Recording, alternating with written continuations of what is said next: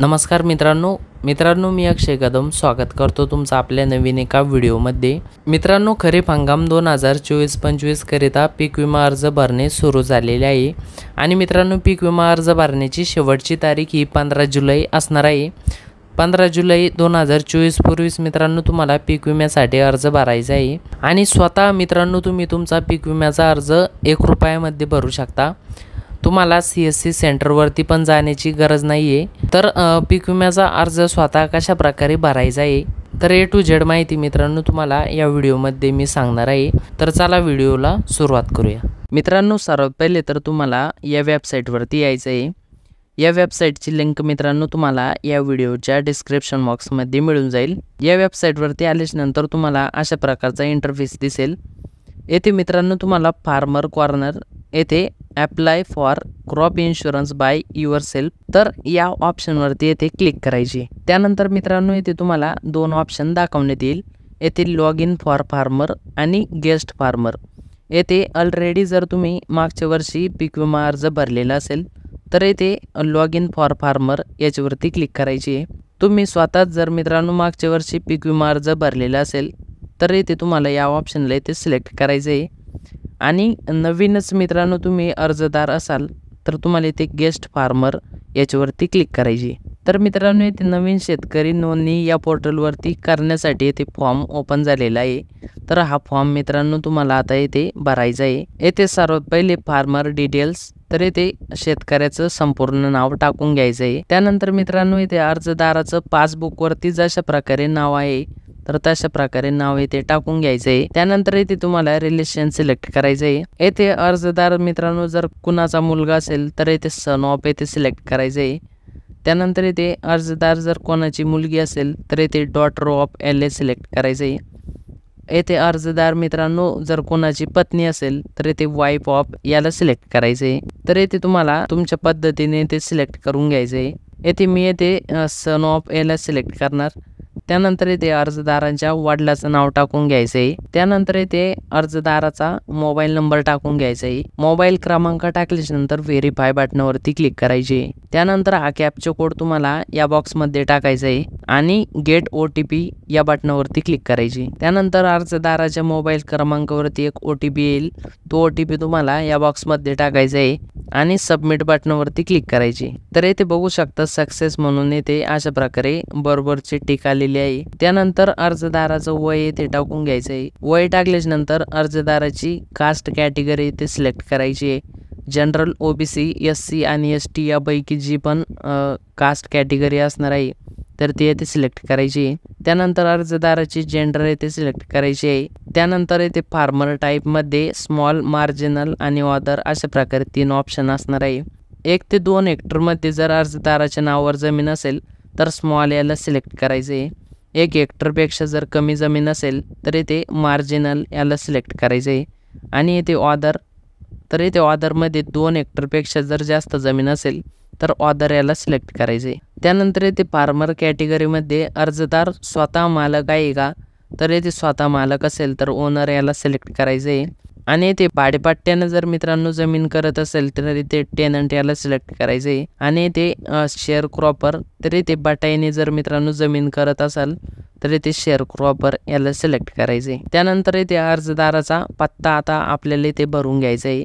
येथे पहिले तर राज्य सिलेक्ट करायचं आहे। त्यानंतर येथे जिल्हा सिलेक्ट करायचं आहे।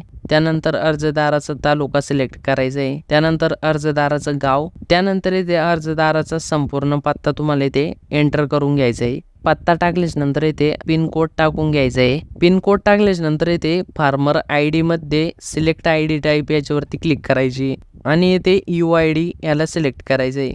त्यानंतर येथे UID नंबर म्हणजे आधार क्रमांक तुम्हाला इथे टाकून घ्यायचा आहे।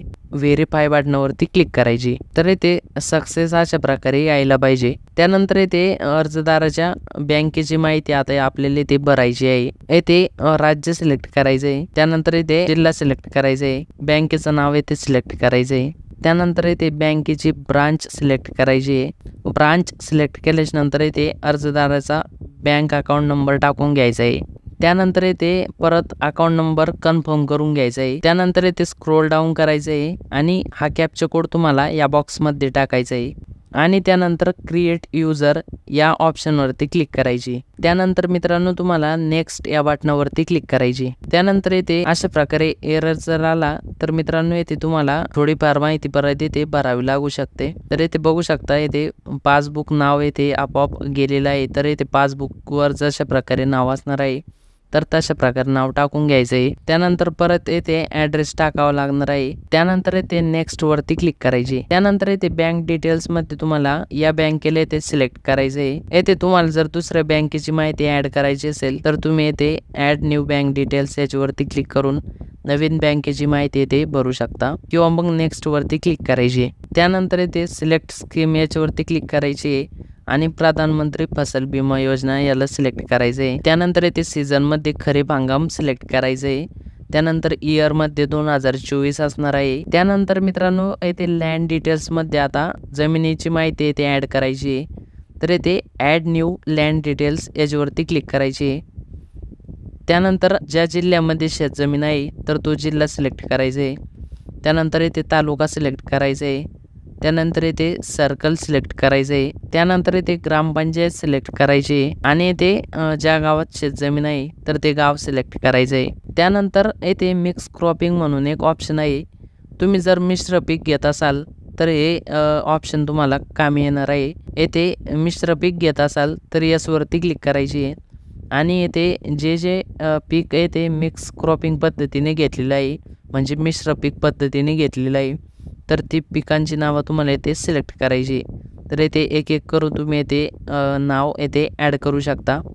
येथे नाव ॲड केल्याच नंतर मित्रांनो तुम्हाला या पिकांचा रेशो काय आहे तर तो रेशो तुम्हाला येथे टाकावा लागणार आहे। तुम्ही येथे डायरेक्टली क्षेत्र टाकू शकत नाही, येथे तुम्हाला रेशोज टाकावा लागणार आहे। तर येथे रेशो कशा प्रकारे कॅल्क्युलेट करायचा आहे तर ते आता आपण बघणार आहोत। त्यासाठी तुम्हाला रेशो कॅल्क्युलेट करण्यासाठी अशा प्रकारे हा फॉर्म्युला असणार आहे आणि याची फाईल मित्रांनो तुम्हाला या व्हिडिओच्या डिस्क्रिप्शन बॉक्समध्ये मिळून जाईल। या फाईलला मित्रांनो तुम्हाला ते एक्सेल मध्ये ओपन करायचं आहे। तर येथे मित्रांनो तुम्हाला काय करायचं आहे, विमा भरायची पूर्ण जमीन हेक्टरमध्ये, तर येथे टोटल जमीन किती आहे तर तो आकडा तुम्हाला इथे टाकून घ्यायचा आहे। त्यानंतर येथे पहिले पिकाचं क्षेत्र तुम्हाला इथे टाकायचं आहे। तर मी येथे 1 हेक्टर पैकी येथे 0.50 आर केलेला आहे।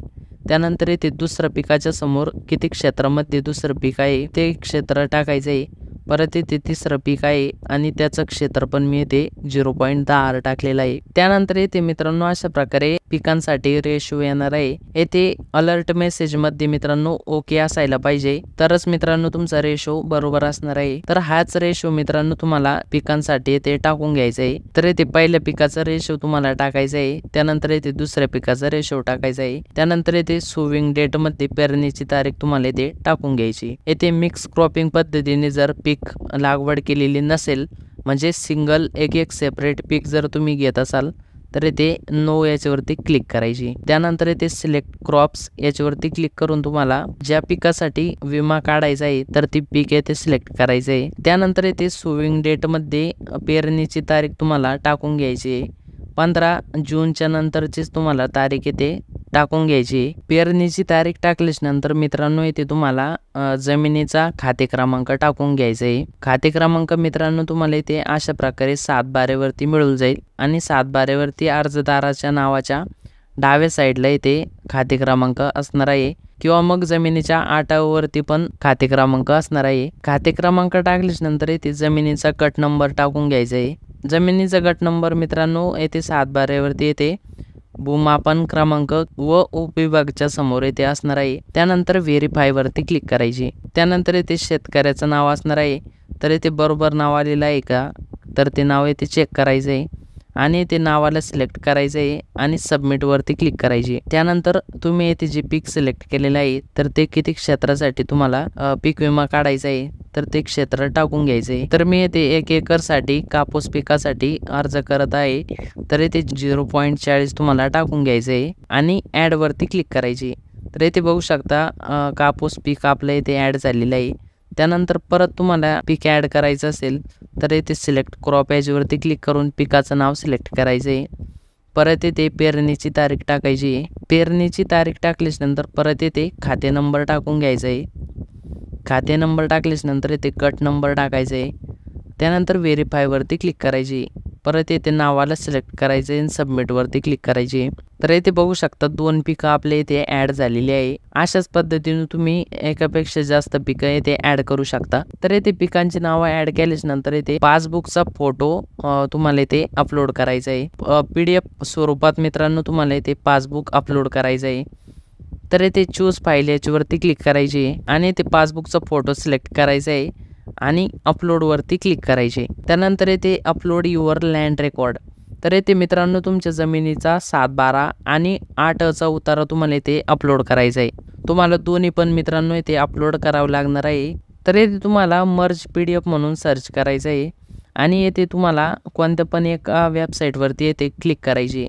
तर येथे स्मॉल PDFची वेबसाईट आहे, याच्यावरती क्लिक करायची. त्यानंतर चूज फाईल याच्यावरती क्लिक करायची. त्यानंतर येथे तुम्हाला तुमचा 7/12 आणि 8चा उतारा इथे सिलेक्ट करायचा आहे. दोन्ही पण येथे सिलेक्ट करायचे. त्यानंतर येथे फिनिश याच्यावरती क्लिक करायची. त्यानंतर येथे 7/12 आणि 8चा उतारा दोन्ही पण मर्ज झालेले आहे. तर येथे डाउनलोडच्या बटनावरती क्लिक करायची आहे. ही PDF फाईल तुम्हाला इथे सेव्ह करून घ्यायची आहे. त्यानंतर येथे चूज फाईल याच्यावरती क्लिक करून आत्ताच आपण जी मर्ज केलेली होती फाईल तर ते तुम्हाला इथे सिलेक्ट करायची आहे आणि अपलोड बटनावरती क्लिक करायची. त्यानंतर येथे सोविंग सर्टिफिकेट मध्ये पीक पेरा प्रमाणपत्र अपलोड करावं लागणार आहे. तर अशा प्रकारे मित्रांनो पीक पेरा प्रमाणपत्र असणार आहे. तर या पीक पेरा प्रमाणपत्राची लिंक तुम्हाला या व्हिडिओच्या डिस्क्रिप्शन बॉक्समध्ये मिळून जाईल.